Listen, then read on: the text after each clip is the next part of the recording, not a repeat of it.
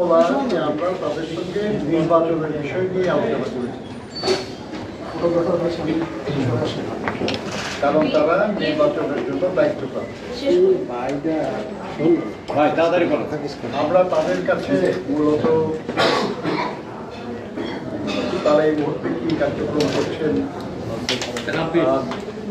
জাতীয় নির্বাচনের বিষয়ে হাইট করতেছে কেন? এই ভাই নামান, এই নামান, নামান নামান না মধ্যে একদম ভাই আমার আরেকটু নামান। Thank you. তারা তাদের কমিশনের পক্ষ থেকে সরি ভাইয়া, কর্মসূচি তারা ঘোষণা করেছিলেন। সবাইকে কাজ করতে হবে ভাই, ভাই ভাই খালি তাদের বলা নয়, সংবিধান অনুযায়ী পিছিয়ে ভাই হালকা একটু আইন হালকা পিছান ওইটা দেখো সব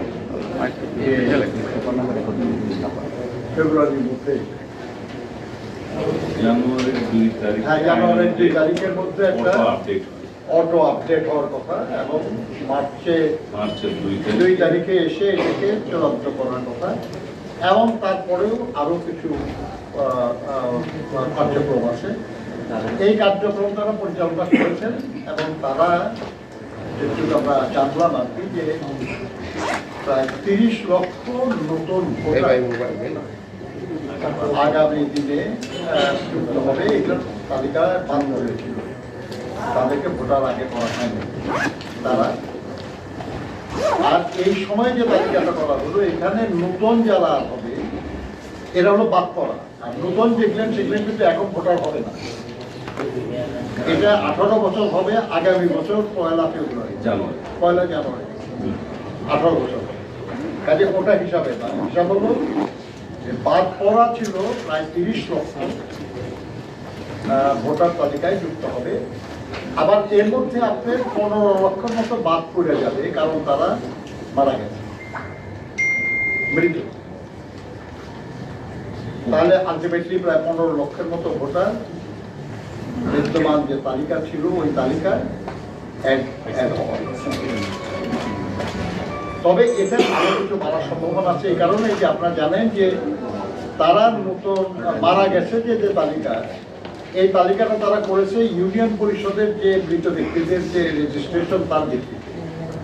আমরা সবাই জানি সামনে বাড়ায় তারা মরার পরে ইউনিয়ন পরিষদের রেজিস্ট্রেশন করে না,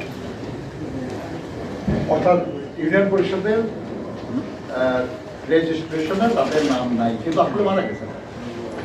এগুলো অনুসন্ধান করার কাজ করতেছে।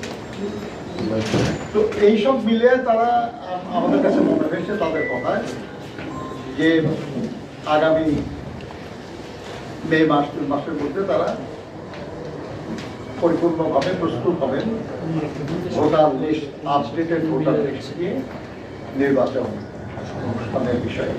তবে এই ব্যাপারে সিদ্ধান্ত নেওয়ার ক্ষমতা এখন তাদের নাই, কারণ দেশের প্রচলিত সংবিধান আইন হলে আপনারা জানেন আর কি যে একটা সরকার পদত্যাগ করলে তার 90 দিনের মধ্যে নির্বাচন হওয়ার কথা, এটা আইন। কিন্তু এখন তো ঠিক ওই আইনের দেশ চলছে না, তাই না? এই মুহূর্তে তাহলে পলিটিক্যাল কনসেনসাসের ভিত্তিতে সরকারের তরফ থেকে অনুরোধ করতে হবে এবং তার ভিত্তিতে নির্বাচন কমিশন নির্বাচন।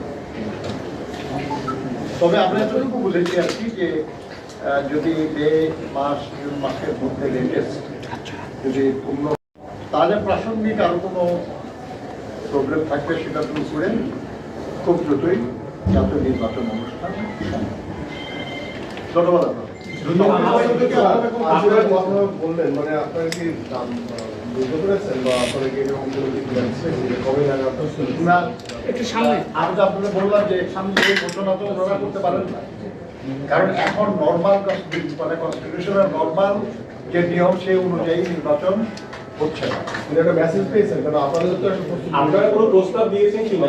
না, আমরা এই ব্যাপারে কোনো প্রস্তাব দেওয়ার কিছু আমরা এটা বিভাগের কাছে বলবো না।